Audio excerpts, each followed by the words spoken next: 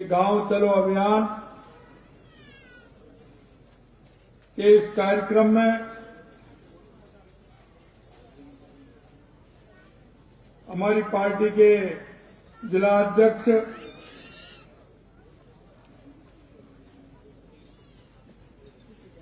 Gajendra audit जी,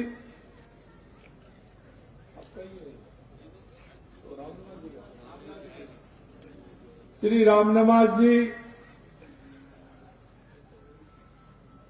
cabinet में मेरे साथी मंत्री सम्मानीय जोगाराम जी पटेल साहब, आपकी अपनी श्रीमती मंजू बागमार जी,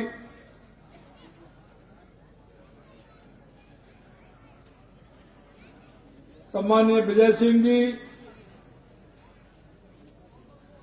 सम्मानीय सीआर चौधरी साहब, सम्मानीय बहन ज्योति मिर्धा जी, मोनाराम चौधरी साहब, जगबीर सिंह छावा साहब, हमारे संभाग के सह प्रभारी ब्रजेंद्र पूनिया जी, नागौर के प्रभारी भाई अशोक सैनी जी, हमारे प्रदेश के कोषाध्यक्ष भाई श्याम जी अग्रवाल साहब, हमारे पार्टी के वरिष्ठ नेता, किसानों के नेता, किसान मोर्चे के पूर्व प्रदेश के अध्यक्ष भाई हरिराम रिणवा जी,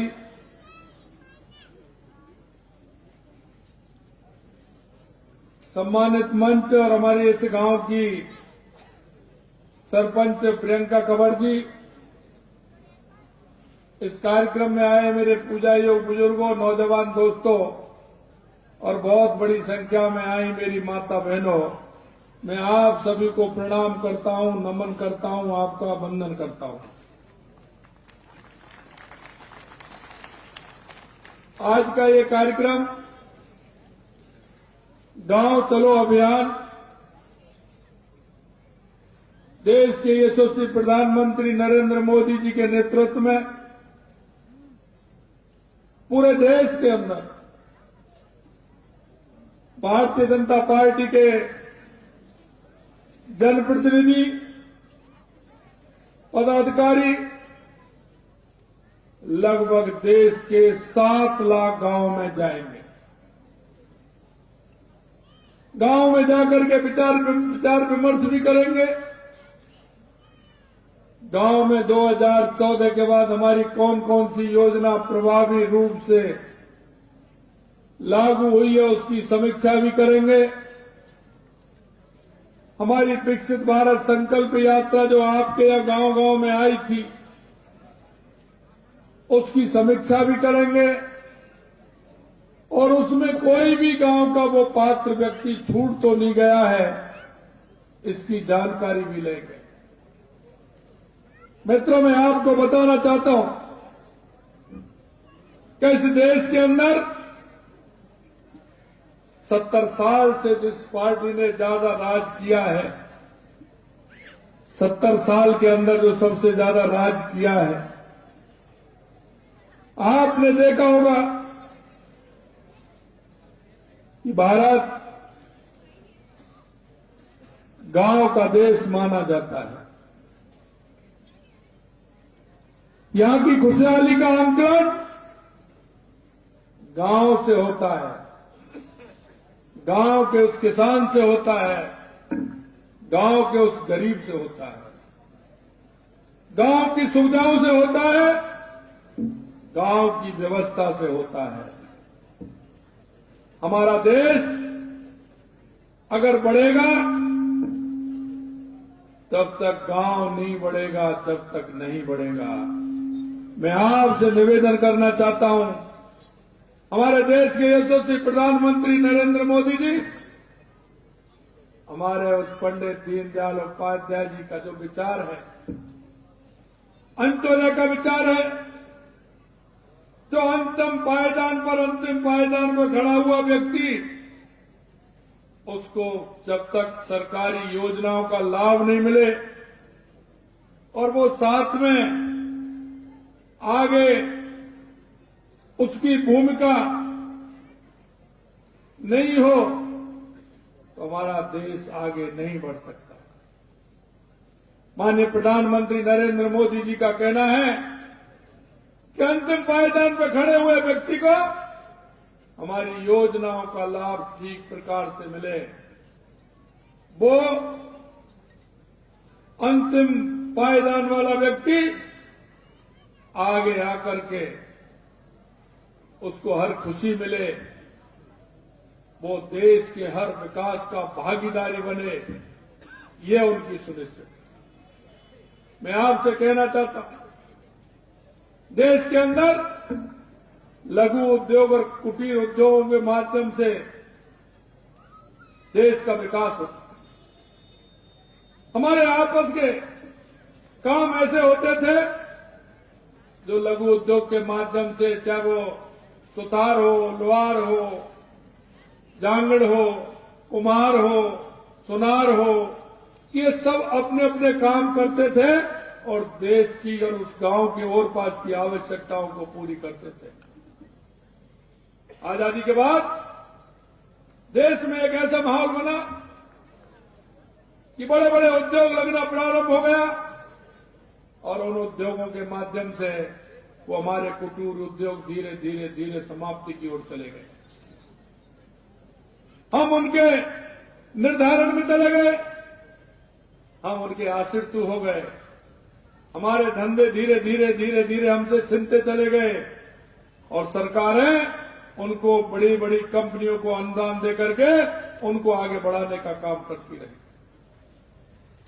देश के यशस्वी प्रधानमंत्री नरेंद्र मोदी जी का कहना है, वोकल फॉर लोकल।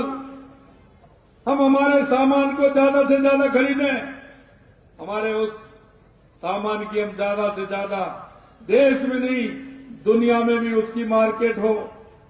हम सबसे ज्यादा उत्पादन करने वाले बने। हम उस गांव में जाकर के हमारे कुटीर उद्योग के माध्यम से हमारी आधी आबादी हमारी बहनों की है, हमारी वो बहनें भी उस काम में हाथ से हाथ आगे बढ़ा करके चलें।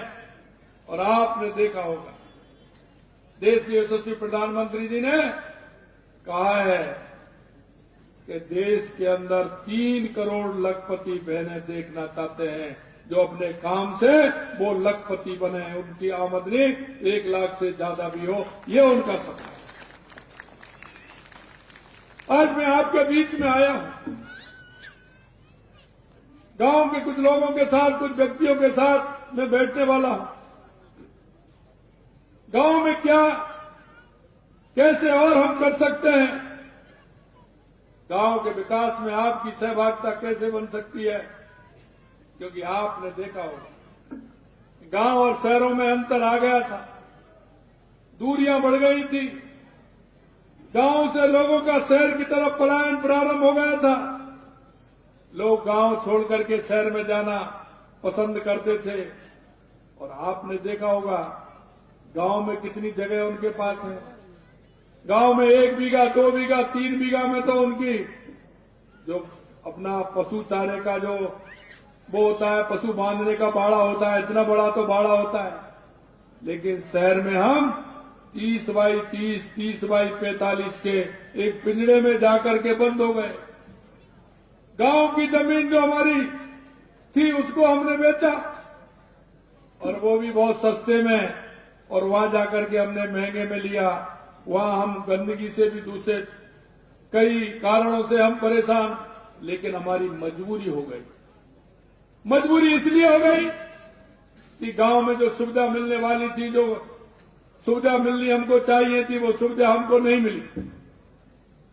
आजादी के बाद यह आंकलन हुआ, शहर के अंदर लोग आने लगे, गांव से पलायन स्टार्ट हो गया। और पलायन इसलिए हो गया कि गांव में सड़क नहीं थी, गांव में चिकित्सा नहीं थी, गांव में शिक्षा नहीं थी, गांव में बिजली नहीं थी। पढ़ने के लिए, कुछ करने के लिए इनकी आवश्यकता होती है, तो उसके लिए उनकी मजबूरी हो गई कि वे गांव छोड़ करके उनको शहर में जाना पड़ा। अच्छे अच्छे संस्थान पढ़ाई के लिए नहीं मिलते थे, चिकित्सा के लिए अच्छे अच्छे हॉस्पिटल नहीं मिलते थे। धीरे धीरे माननीय यशस्वी प्रधानमंत्री नरेंद्र मोदी जी के नेतृत्व में आपने देखा होगा कितने से मेडिकल कॉलेज थे, लेकिन माननीय प्रधानमंत्री जी ने कहा कि हर जिले में एक मेडिकल कॉलेज होगा। ये माननीय नरेंद्र मोदी जी का विजन है। आज हर जिले में एक मेडिकल कॉलेज बन रहा है, हर जिले में इंजीनियरिंग कॉलेज होगा। आज इंजीनियरिंग कॉलेज एक नहीं, दो दो इंजीनियरिंग कॉलेज हो गए।